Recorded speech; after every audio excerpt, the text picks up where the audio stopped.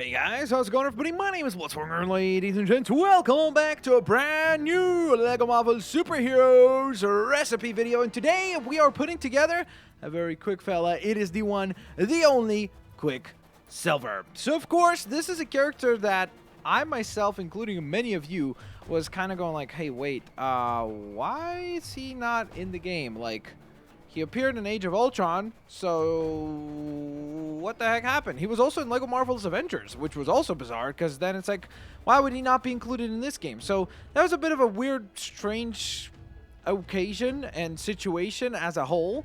But nevertheless, of course, I did go on ahead and try to customize my own version of the character itself. So let's go on ahead and first and foremost run through some of the powers. So of course we do have super speed. That's the most important and crucially important part about getting this character right. You want to make sure that he's able to traverse the environments very quickly. His pointer is just nice and simple blue, because of course that's kind of some of the colors that you would identify with Quicksilver. And by the way, I did go for the design that they had for the actual minifigure from Age of Ultron, so that's why you might be wondering like, hey, why all the all black pants and everything? That's because that's the design I went for. I did go on ahead and give him hyper jump just because I thought like it'd be cool for him to use the speed to accelerate and then make big jumps. So I think it sort of makes sense, and hopefully there's an understandable reason why that is the case. So with that in mind, ladies and gents, of course, let's go on ahead and head over to the customizer and run through all the different parts and pieces that we have for this particular recipe. Of course, like always, don't forget, guys,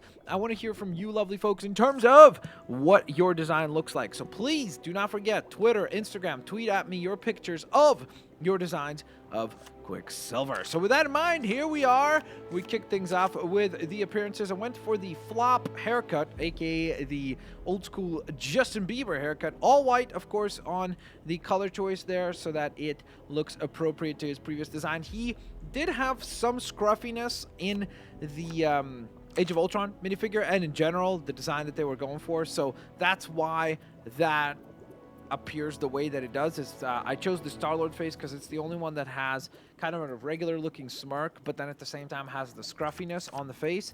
Because outside of that, like, you can go full on beard and stuff like that, for example, or like this, but that is obviously way too much hair. He usually has kind of more like 5 o'clock shadow. I don't know why I'm talking about facial hair for this long, but either way, that is the design that we went with there. No neck pieces, no helmets, of course, or any attachments utilized. So from there, we transition to the hands. He does not wear any gloves or anything like that, so that's why the hands are just plain ungloved as they are. Now, here's a crucial component, and that is the body and the arms. So for the body side of things, I went ahead with the Captain America Secret Empire outfit, and the main reason for that is because if you look at the actual minifigure they did, it was very similarly textured, like with this little kind of checkerboard pattern going through. Of course, it didn't have the big star or the pouches across the chest.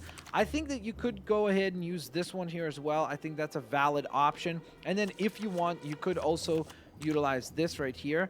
I think that that probably looks better as a whole, but the colors, if you want to have them more correct to the other design where the t-shirt is a bright color blue and then the arms are a dark color blue, you would go for something more like this, kind of mixed and match to this effect. Now, as far as the arms are concerned, for the arm side of things, I chose the Venom 2099.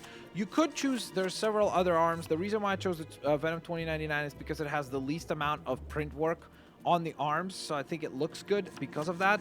Because a lot of the other arms that are dark blue, they have a lot of stuff going on them, like King Arthur has all that pattern that is printed on. And then for those of you that are wondering like, hey, well, why don't you just then choose one solid color? Well, if we choose the solid colors, that's as dark as it will be, which is obviously way too bright for what we're going for. So that's why, for me personally, looking at the different parts and pieces, this was the arms, or these were the arms that made sense for this particular outfit. Now, from there, no cape necessary, of course. The hip piece, very simple stuff, just a black hip piece and then black leggings as well, which all comes together into a pretty nice spiffy look for Quicksilver. Now, on the ability side of things, that's when we got a little bit of, I guess, more detailed work done. I did not select any of the techno-access wall climbing. I mean, I guess wall climbing could be functional if he was running across the wall, but we can't do that, so you'd actually climb. So That's why I did not provide him with that ability. No mind control or magic. I did not provide him with cracked Lego walls, even though I guess you could kind of justify it where he could like quickly run and use the speed to punch through the walls. But, you know, potato, potato. It's really up to you whether or not you want to include that. Deflection is something that I felt like would be appropriate. No fix-its or vine cutting. I did ignore the super strength as well. I did give him, however, on the other hand, time manipulation because, again, most characters that can run extremely fast, they could at some point affect the time continuum, right? So that's why I gave him time manipulation and portal creation, and then I gave him the ability to teleport as well. On the punches and bunches side of things, we just gave him regular fighting and a targeted lunge. Over on this end, I actually did choose to give him a force field because, again, maybe he's running so fast to where he can actually generate some type of a force field, so I felt like that would be appropriate. And then another targeted lunge. The X is going to go on ahead and give us a double jump, as well as the previously shown hyper jump, so that is brilliant. No weapons necessary, of course, for a character like him. The health icon that I chose was a blue one with standard health, of course, as we saw in Age of Ultron, very standard. Voice doesn't really matter. Super fast, that's a really, really key component. I wish you could make it like super duper fast. That would be great, but unfortunately that's about as fast as we can go, so it is what it is. Target reticle, again, I went for the plain blue just so that it fits the just basics of the character, so I think that that's great. And then we have our miscellaneous element, which of course just naming, and then I chose to put him in a city, but if you want you could go for like a spookier background like that, or underwater, or whatever you see fit. I just felt like the city look worked well for Quicksilver there.